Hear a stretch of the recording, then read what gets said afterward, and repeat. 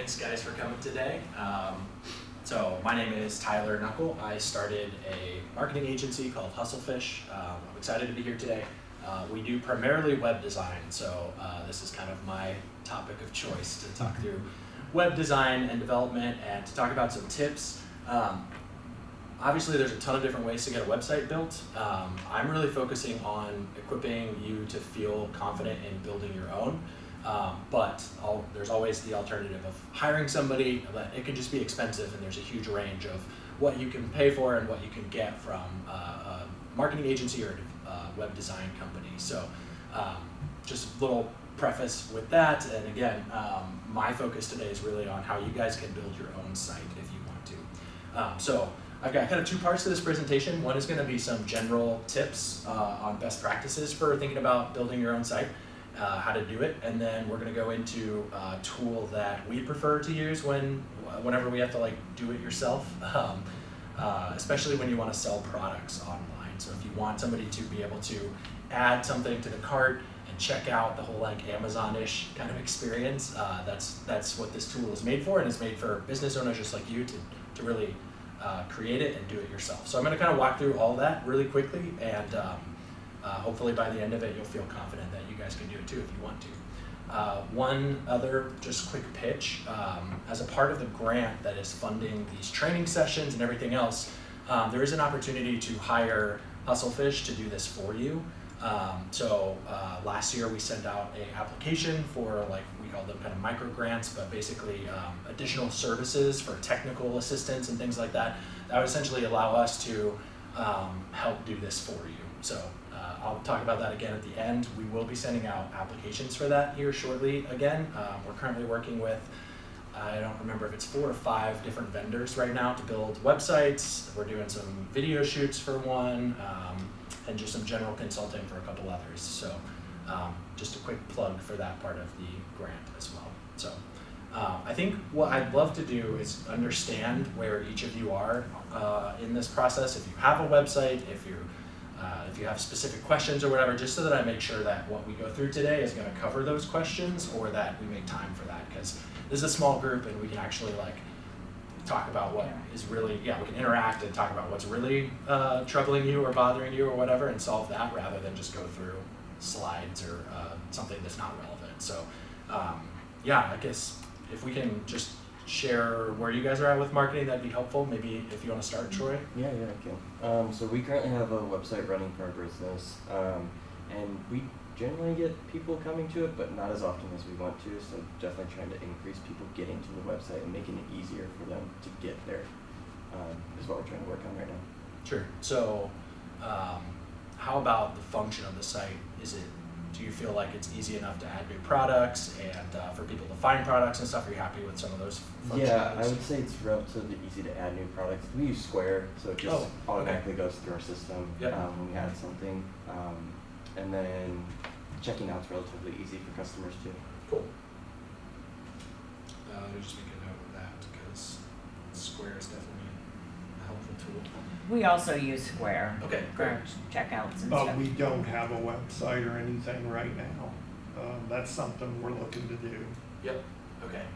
Cool. Yeah. Well, I'll talk through how to do that, and then hopefully this is still relevant, Troy, when I get to Shopify, even though you guys are on Square right now. The nice thing about Shopify, it can scale and has a lot of power. I'm not sure how Square's web side of things is set up. I've just heard issues with that before, and you can integrate Square as a POS with Shopify so that you can have the best web experience possible through the Shopify platform, but it's still all integrated, so you don't have to worry about stock issues and stuff like that from the physical location to the online location, if that makes sense. So I'll kind of talk through that just a little bit, but I think that could be helpful too. So hopefully that's, I don't know, I'm sure you didn't come here excited to rebuild the website or anything, but I think it's still helpful to Depends on who you are, right? Yeah. I wouldn't be excited about it. So, but I think there's some helpful tips. Even if you don't want to take Shopify, there's some helpful things in here that I think could be transferred back to your Square website. So, for what it's worth. And then it looks like we've got one person online. Stephanie, if you want to share anything about where your website's at, that'd be great, but no pressure if you don't feel comfortable with that too.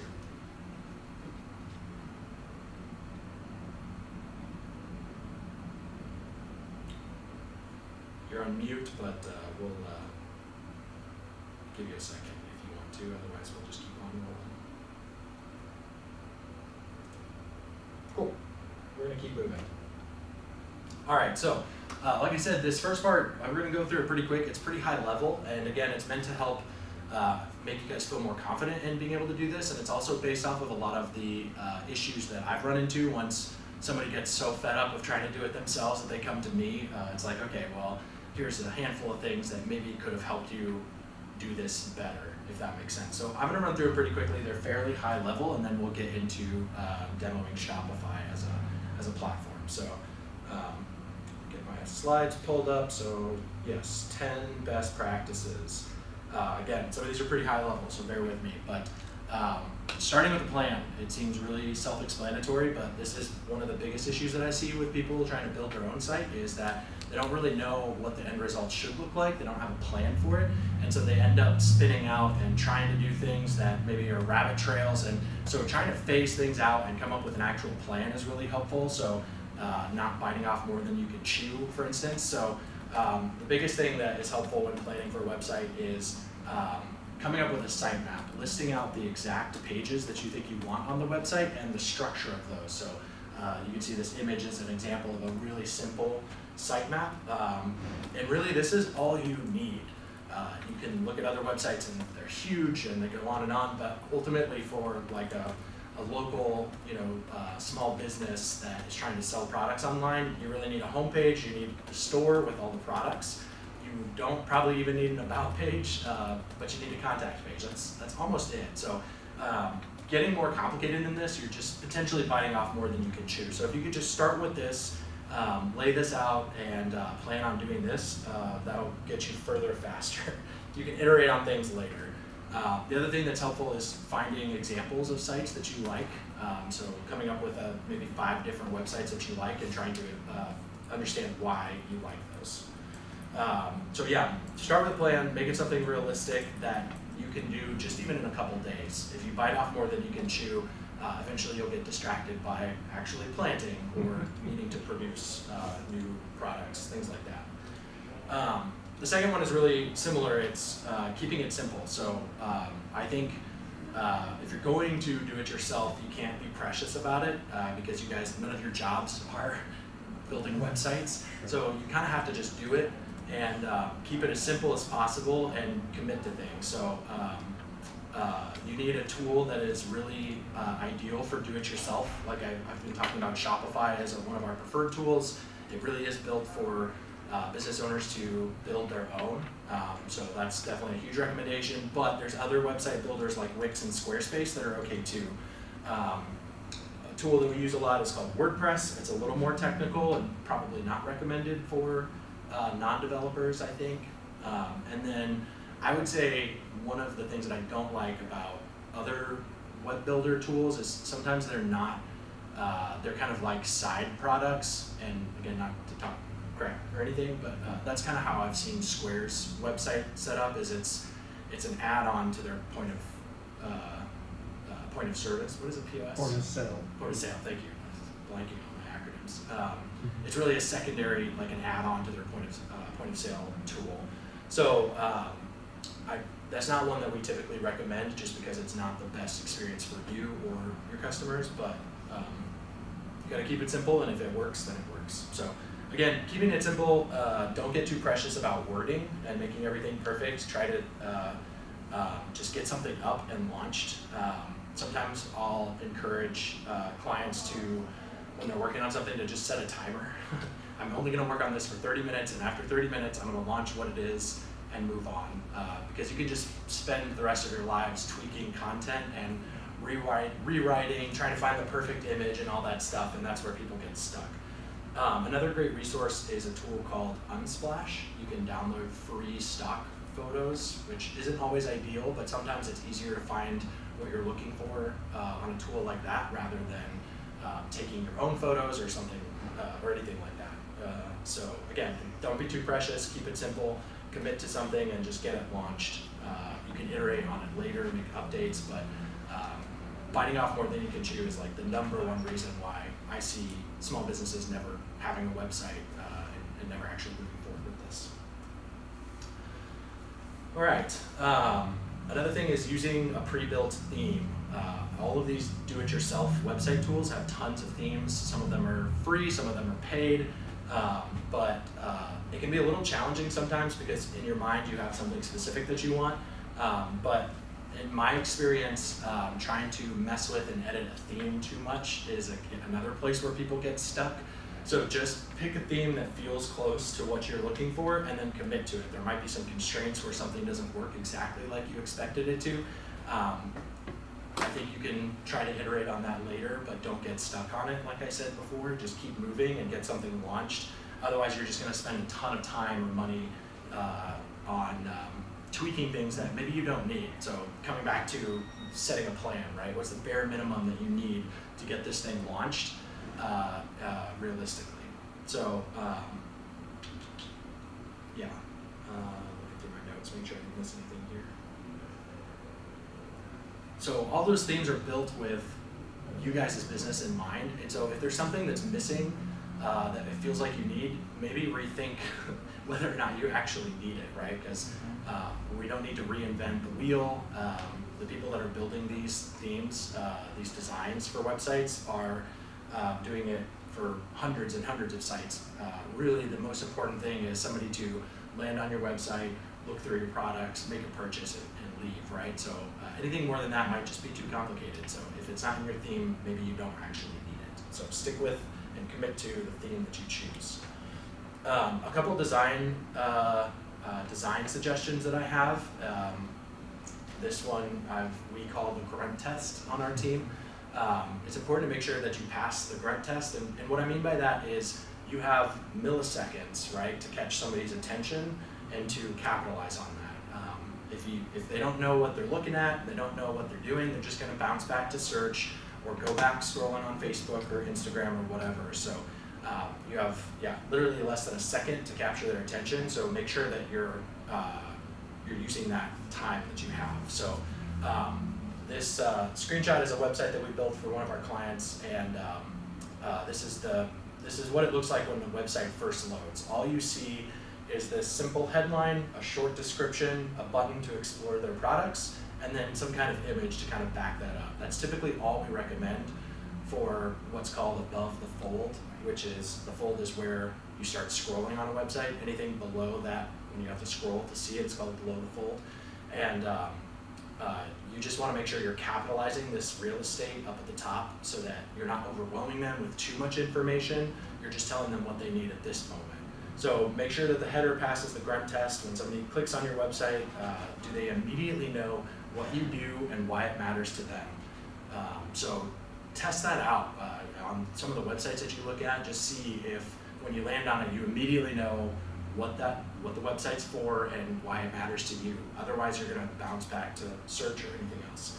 So like I said, there's really 4 elements that we recommend to have on that first load. It's that simple headline, a couple words, the title, a short description with 1 or 2 sentences. It's a call to action, which is this button right here to explore their other products or shop now, something like that to kind of get them to go further into the website. And then a visual of some kind, like a product photo or some type of imagery that helps establish, again, either what you do or why it matters to your customers. Does this make sense? I'm going to pause really quick. Everything's making sense so far? Okay. If you guys have any questions, just interrupt me and that's totally fine. Calls to action. So this is one of the #1 things that I see websites missing. And again, all this stuff sounds really intuitive, but you'd be surprised. What we want to do is tell users how to get started, no matter what kind of business you have. If you're selling products or selling services like what we do, you want to tell users what they can do to take the first step. So typically that looks like a button. Again, here's another photo from one of our clients. And for them, they sell snacks, so it's add to cart. and that's a simple call to action that just helps tell the user what they're looking for and what you expect them to do first. So it could be buy now, subscribe, add to cart, whatever it is, just making it easy and stand out, and having them all across your website. It shouldn't look like a button factory necessarily, but you want to make it really easy for when users are ready to take that first step, that they don't have to go searching around to give you a call or whatever that first step is. With a call to action, a lot of times we like to recommend incentivizing that with some kind of offer. So nobody likes pop-ups, but having a compelling call to action is sometimes the trigger that users need to take that first action. So it could be a discount code, something like that. It could be a freebie. There's all kinds of different offers that exist, but trying to incentivize that, especially for email subscriptions, because all of a sudden, like this is another example of one of our clients subscribed to get a discount code. The nice thing about this is once their email is in here, all of a sudden we can email them all the new product launches, we can email them other discount codes, and we can really be in control of the total, like the full lifetime of the client and the relationship with them to get them to purchase more. So whenever we think about some of these incentives too, we're not thinking about just the cost of it. Like 10% off an order might take out quite a bit of our margin, right? But in the long run is what we really want to focus on. If we can just get one more customer in our email list and then be marketing to them over and over and over again, all of a sudden we can see more revenue from that one client than it's going to. They don't give that away quite as fast as they used to emails. It's true. It's harder to get them now. The discount code, you mean? No, the emails. Oh, the email. Yeah, I people see. guard that a lot more than they used to. Yeah, totally. Yeah, there used to be that you just throw a subscribe thing on Right. there and they'll do it for free. Yeah. But this is amazing for this client specifically. It's again totally different industry. It's fashion, but she gets thousands of emails Yeah. or thousands of dollars off of her emails, and she sets up automations so that the second somebody goes into this flow, they're getting weekly emails, right? So. That's a huge piece of what the website can do, is be that foundation to start building a way for us to generate revenue all the time, not just at the market or when we're face to face with clients. And email's a huge part of that too, that we've been talking about in this series.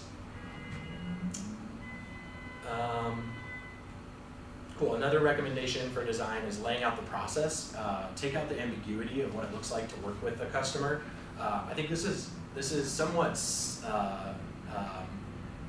for some of us in this room, it might be really simple because we're selling them a product, and the next they're gonna click buy, and then it's gonna get shipped to them, right? There's no ambiguity there. But for a fresh produce vendor, for instance, we probably aren't shipping produce, right? So if we did sell anything online, it would probably be a pick up at the market type of situation, right? So how do we take that ambiguity out of the process so somebody's not like, well, if I purchase this, what happens next? Yeah. So what's the exact process? So laying that out, again, example over here of the 1, 2, 3 steps that it takes after you click contact us to then becoming our customer. That's kind of what we're talking about. So laying that process out on the website can be really helpful for people to make sure that they know exactly what to expect after they buy or get started with you. Another design recommendation is to use social proof. You guys know it, referrals are the best source of new business. They're the happiest clients, they're the best clients. I mean, I guess maybe repeat is better than that, but second to repeat business is referrals. So showing that there are people that are happy with your products on your website is really helpful, whether that's Google or these are Amazon reviews that get pulled in, or if they're Google reviews or just simple testimonials of a friend or something. It can just mean a lot to see somebody that you know having a good experience with a product. I recently was looking at a lawn care provider's website and saw somebody that I go to church with on their website, and I was just like, wow, I didn't know they used that. And now I'm curious and more convinced that maybe it'd be a good fit for me too. Or I can go and ask Holly, hey, how's that service treating you? Like, is it worth it? Even if I don't know them, the idea of social proof is helpful. Again, that's pretty well established with Google reviews and Amazon reviews and all that stuff. Let me just make sure. Customer logos can be helpful too, but that's kind of a different, it's not super relevant to farmers market vendors. Google Maps. So this is a little bit different than your website. Obviously, it's not really part of your website per se, but it's really important with online marketing. So Google Maps is key for any local business. If you want Google to recognize your website, you need to be on Google Maps, and you also need to make sure that everything is consistent on all the different places that your website or that your business is listed online. So if you're on Google Maps, the title of your business needs to be the same as the title of your business on the website. The phone number needs to be the same. That feels obvious, but I can't tell you how many small businesses I've seen that have 5 different phone numbers and they use them all across the web. But Google looks at the consistency of that information across Google Maps, across your website, Yelp, anywhere else that you have a business listing, Facebook. And if it's not consistent, it doesn't necessarily tie all of that presence together. So making sure that your name, phone number, and address are the same on every listing is really, really important, and I can't recommend it enough. And Google Maps is huge. It's a great way to get new business. I think we get thousands of views on our Google Maps listing every couple months, and we do nothing for that. So really, really important. And number 10, setting up abandoned cart emails. This is really critical for selling products online, is making sure that when somebody adds something to your cart and then leaves the website for some reason, that there's a way for the website to reach back out to them and say, hey, you forgot this, and you guys know what I'm talking about. Everybody's getting those these days.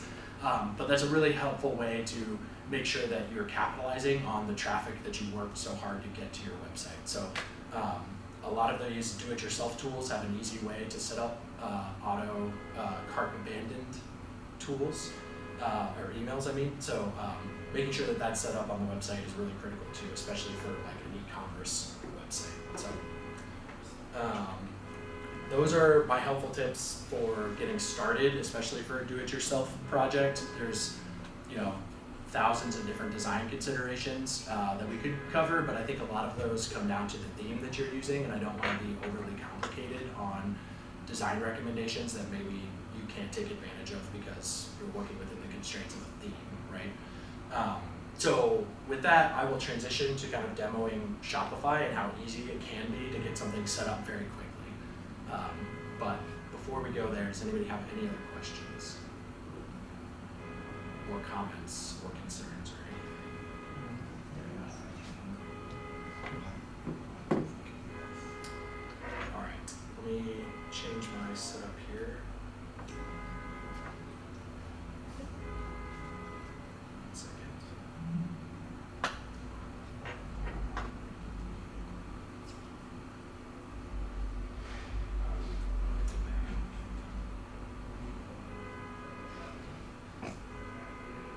Okay.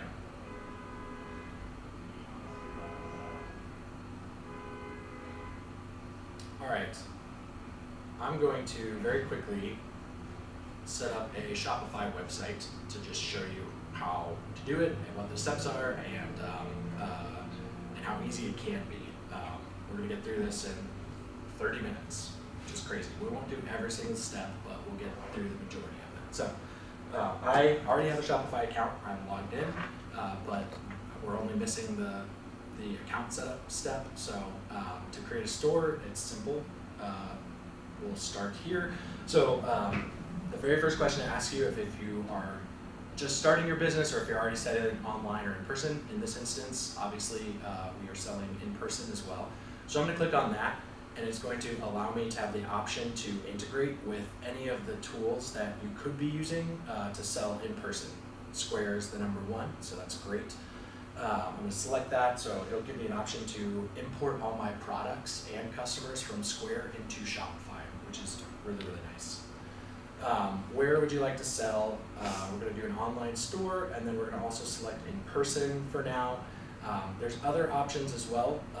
Eventually, trying to integrate with Amazon is really helpful. I know it's something that Shopify can do pretty easily. For different products, it's more relevant probably to Flora Candle Company than it is to you guys, but Google Shopping also is an option to integrate, which is really, really nice because it just gets you a little bit more exposure. All that comes out of the box and is easy to set up. So I want to sell online in this store, and I want to sell in person. I'm selling products that I buy or make myself, and then my business is in the United States. I'm going to choose the account that I set up, and it's starting the process of building my store.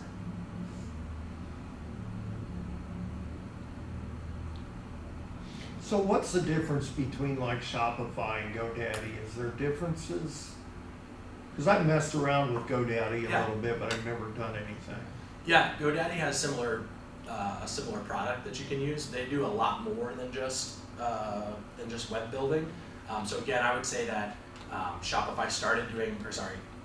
GoDaddy started doing a ton of other things and then added on their website stuff, and it's Okay. not very good, Okay. in my opinion, especially when it comes to selling products.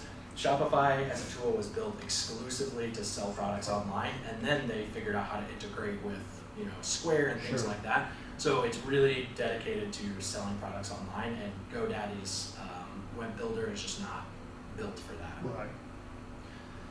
Okay, so this is the dashboard. I'm standing in front of half of it. Let me see if I can scooch this a little bit. This is the dashboard for Shopify. I'm also going to see if I can, that helps out. Zoom in a little bit.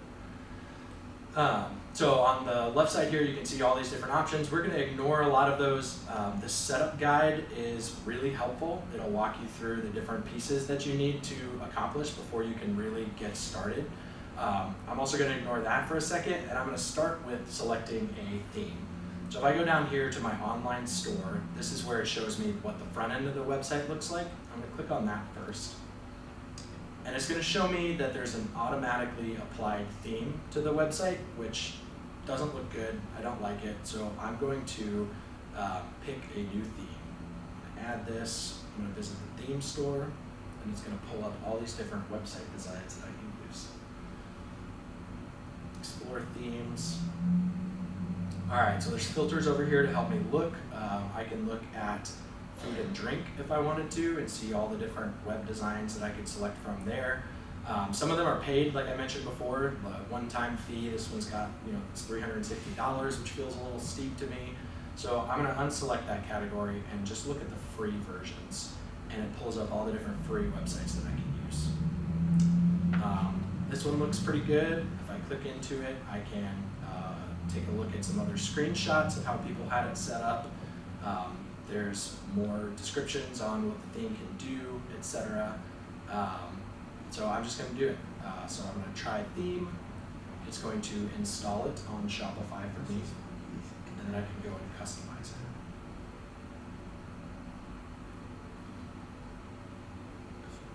So you can see every theme library. It's loaded in here. We'll give it a second.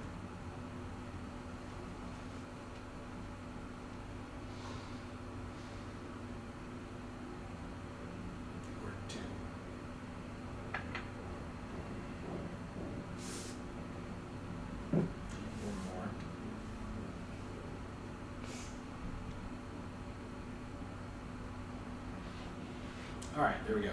It's added to my library. I'm gonna just quick publish it so that it's the main theme on my website before I start editing it. And you can see up here, it's switched over. It still has all the default content and stuff, so I'm just gonna hit customize.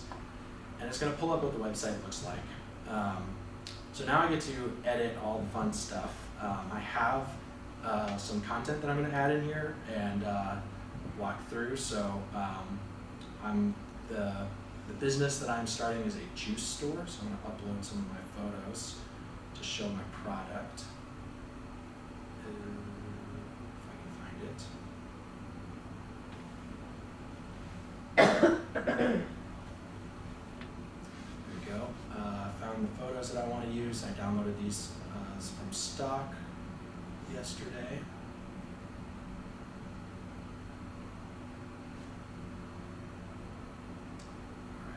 So I swapped out that photo for one of my delicious looking product photos. I'm going to change the headline here, and we're going to call it Juice is Worth the Squeeze. And then it already has a link to shop all the products, which is great, so I like that. I'm gonna look down and it's got these products that it's pulling in from the back end. I'm gonna add products here in a second. I'm just gonna kind of look through and make sure that the rest of the site looks how I want it to.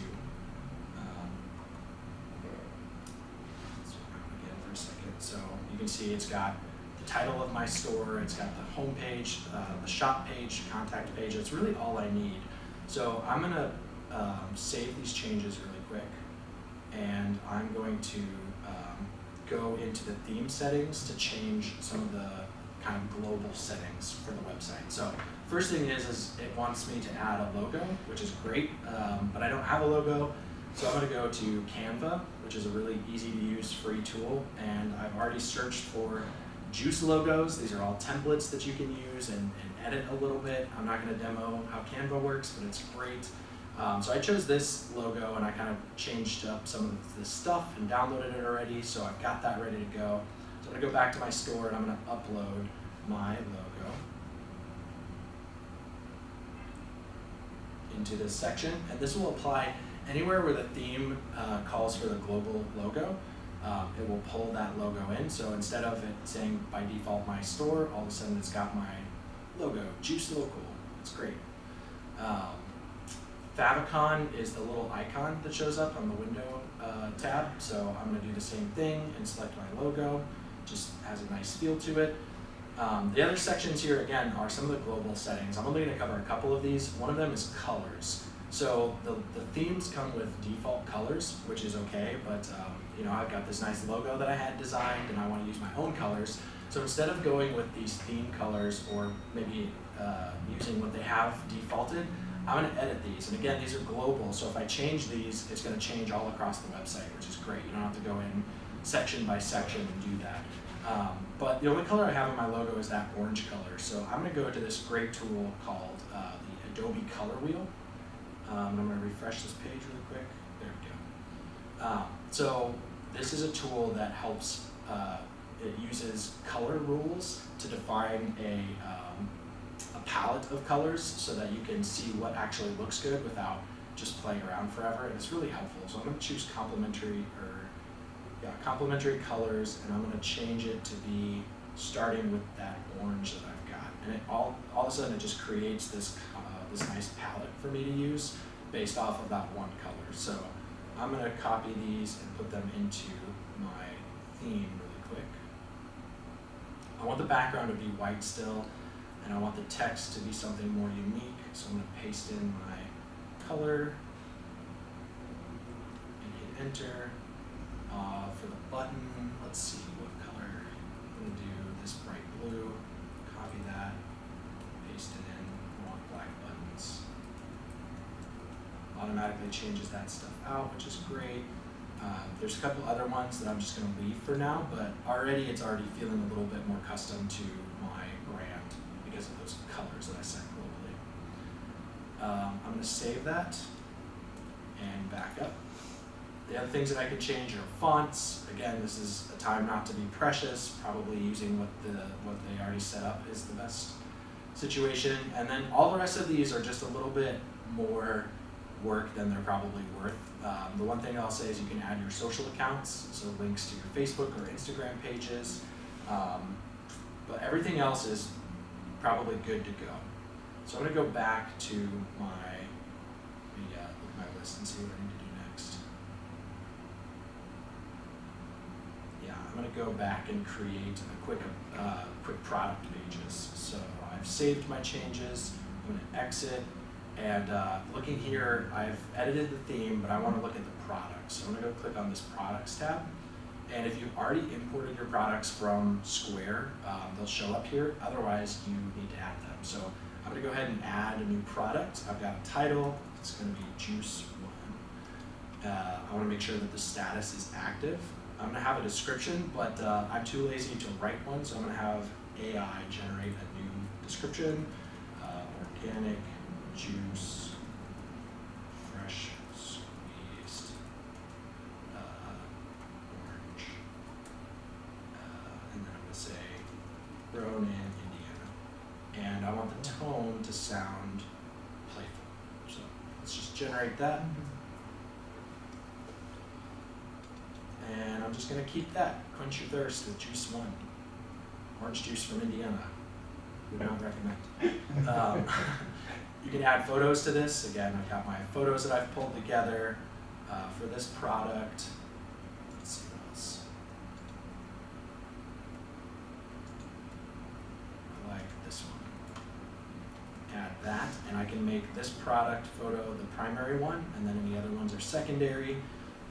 There's some settings over here that you can use to get more complex. We're going to leave those alone for now. That's really helpful when you have a lot of different products, and we only have 2 juices at a local juice company. So here I'm going to set my price. It's $5 per juice. And if you want to have like a discount price, you could say, you know, it's typically $7, and that will show up in the design. I do want to charge tax because I have to collect sales tax. And this will help me with reporting if I want to get fancy. If I put in my cost, then it will give me the profit and revenue, but I don't need to do that, so I'm just going to leave it. You can set inventory, so I have 15 juices to sell, and you can set it to continue selling when you're out of stock. If you are a company that can, you know, produce a product any time of year, which is kind of nifty. So even if you are out of stock, you can still sell the product and then fulfill the order later if you want to. You can also set up SKU or barcode. Again, this is more helpful for in-person sales. And then a weight if you're going to ship. This will help calculate shipping costs. The other really cool thing about Shopify is it gives you easy ways to add variants. So you could add different variants. I'm going to do size for this, and I'm going to say I've got a 12-ounce juice, and then I've got a 16-ounce juice, and now those are in there, and I can change the pricing on these variants. So obviously the 6-ounce juice is going to be $7, and I have 2 of those available. So this will create once I add it to the store here in a second. Everything else looks good, so I'm just going to save that. And now it's published on the site, and I'm going to create another one by simply selecting this, and when I'm editing it, I can hit duplicate, and I'm just going to call it Juice 2. And it's duplicating everything that I had. It's got that description. It left out the photos because I want different photos here. We're going to do that one.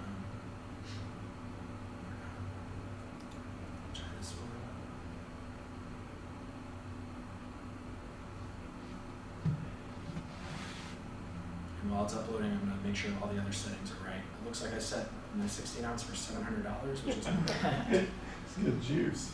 Since this is a new product, I have to set new quantities available for the 2 different variants, which is great. And then I guess one other thing is search engine optimization. So Shopify makes it really easy for you to edit the metadata, it's called, for Google to crawl your website and know how to kind of display it and how to rank the content. So you can add a meta description that's custom, and then you can add the link itself and the page title. This is how it will look in Google search. Right now it's just using a test domain, so that's why it looks so crazy. We'll add a custom domain here a little bit later. But you can see how this would look on search results and know that you're happy with it. Okay, this photo is taking forever. So I'm just going to add a different one. Keep moving.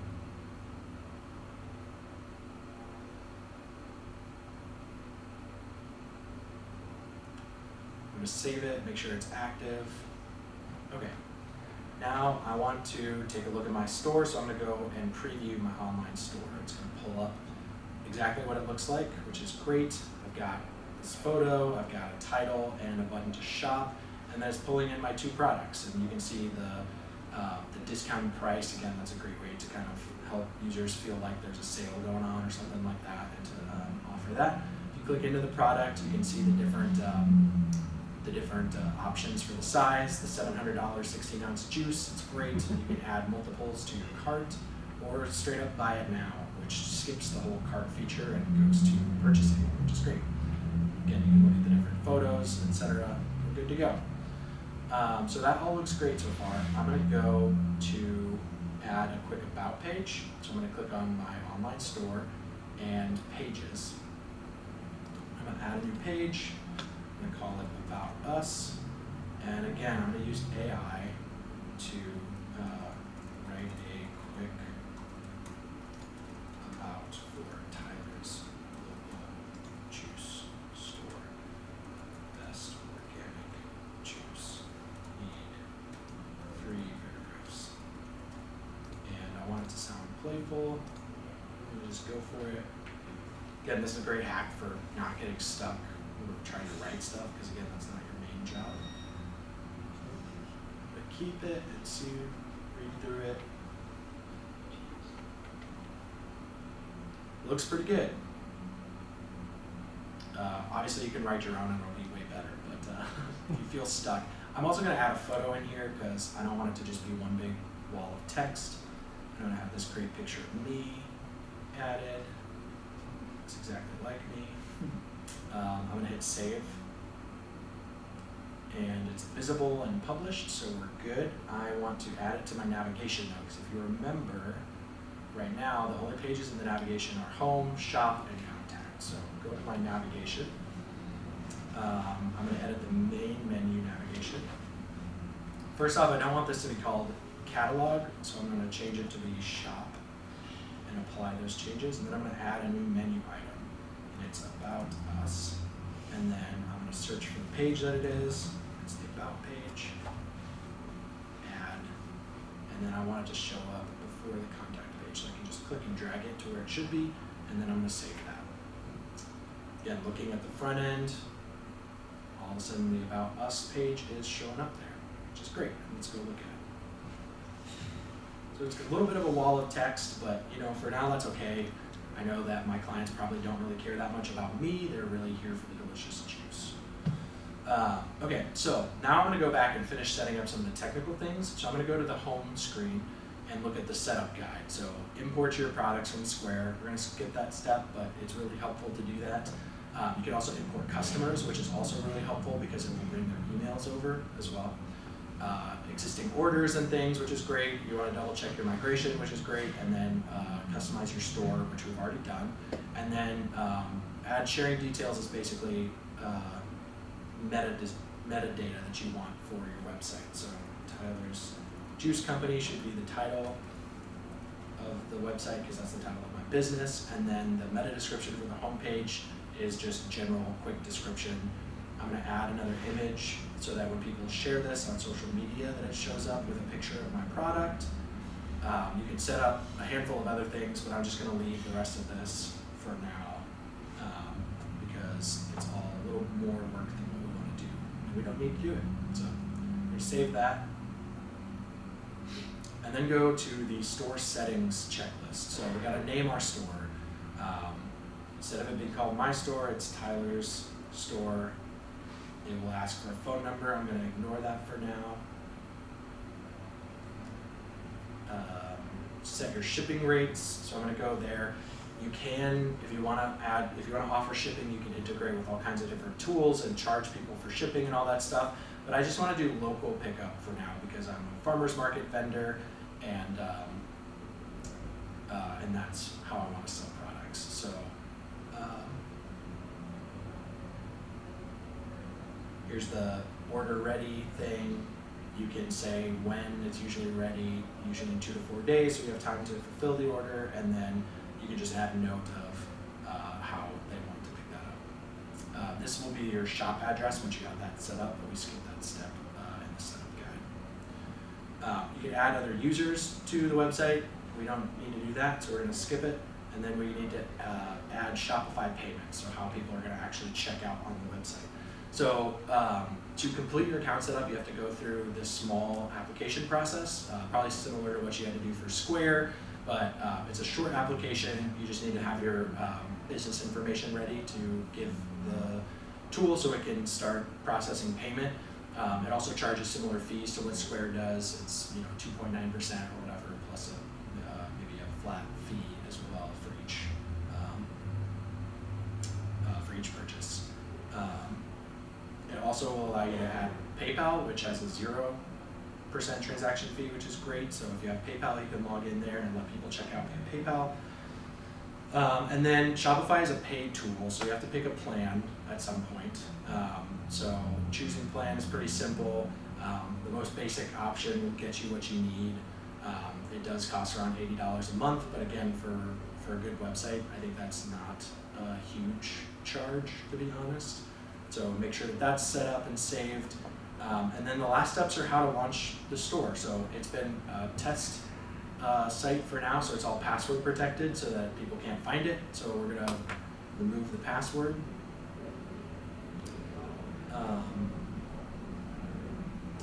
We're gonna test it by placing a test order to make sure all those things work.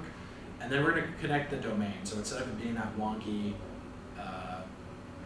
this crazy URL, we're gonna add a custom domain. Why does it keep bouncing back? Connect domain. So I'm gonna click on that, and Shopify sells domains, which is great. So I'm gonna buy a domain name, and I'm gonna say Tyler's Juice. It's available for $15 a year.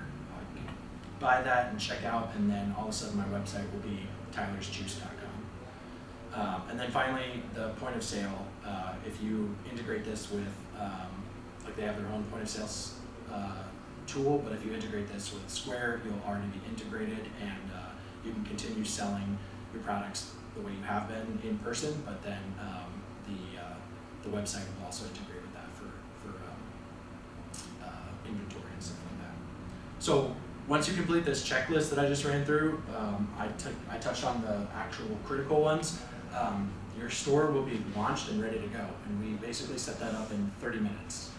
There's some simplified steps, but if we can do it here together in 30 minutes, I think you guys can do it in a day or two without getting too stuck, as long as you follow the nice little setup guide that they provide. I've been ranting for a long time.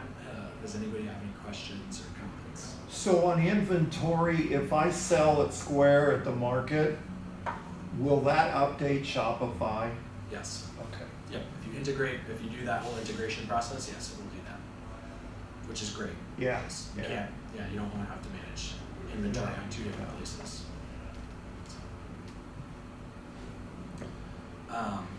The other thing that I guess I'll show really quick, because we've got a few minutes, is setting up the emails.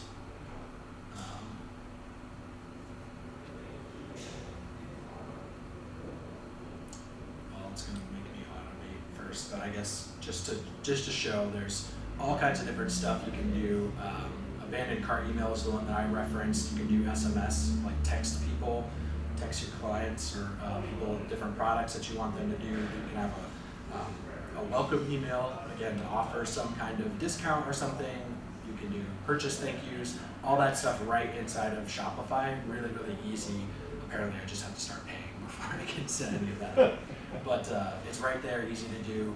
You can set up discount codes. So you can do amounts off of products, you can do buy one, get one, or whatever.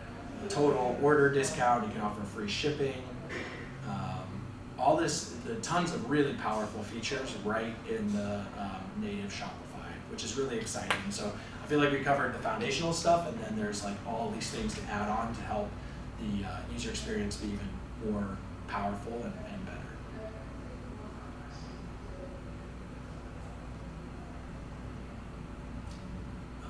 Make sure I got through my whole list. I did. Any questions or anything about Shopify or any of the stuff we talked about today? How's it applying like embedded code with Shopify? Yeah, it's really simple. A lot of the stuff that you would, I don't know your business, but I'm assuming it's like pixels and things like that for ads. Is that, what are you trying to embed? So we have like a questionnaire you can build your own candle online, and then we ship it to you. Yeah, that's awesome. Yeah, that's fairly easy to do within the theme. Let me see. I didn't get into it too much, but there's ways to add sections with custom HTML embed. So you can go ahead and embed whatever the code is that you want to right there, and then it will render the way that it should.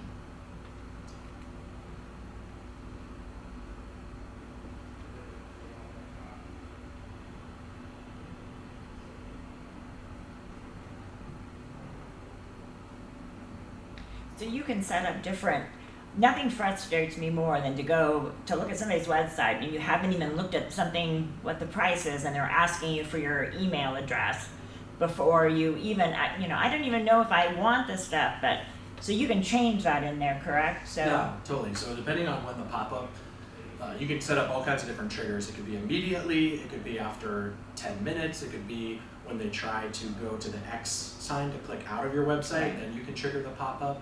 There's all kinds of different ways to set that up, and all that's really easy to do within Shopify once you have a plugin or a pop-up tool selected. So.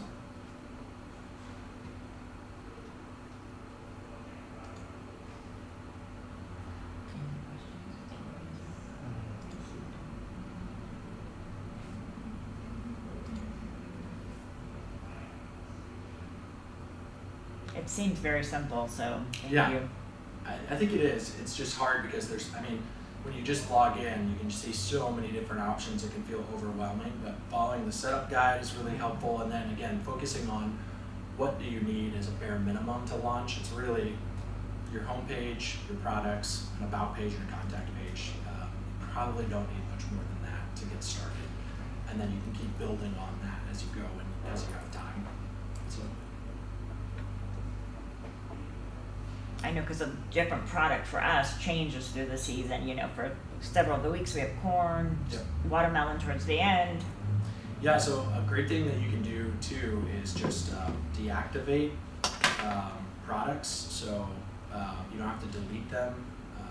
Sorry, let me find that button. You can just set it as a draft and save so that it comes off the website, but it's still on the back end. So if you ever, like next season, when you know you're gonna have Right. corn, you just publish it again and you don't have to redo everything. So if we have no inventory on that item, will it allow us to sell it? So that's a setting that you can set, right? You can sell, Okay.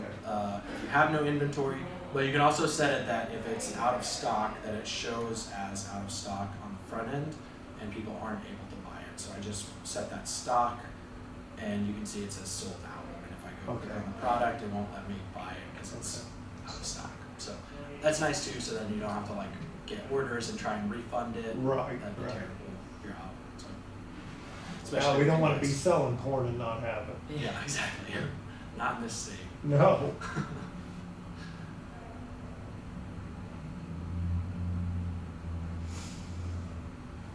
All right.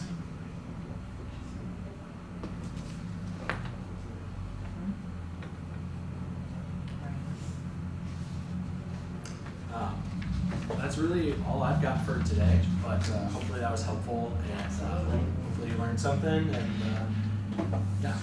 Yeah, thank you. Yeah, glad to help. And like I said, we are still doing the technical hours for people, so keep an eye out. We're going to send out that application again. So if you guys want help with either creating a website or anything else in the marketing side of things, and you want that to be covered by the great old USDA, fill out that application when it comes through, and we'll help you guys with whatever your biggest needs are. Thank you.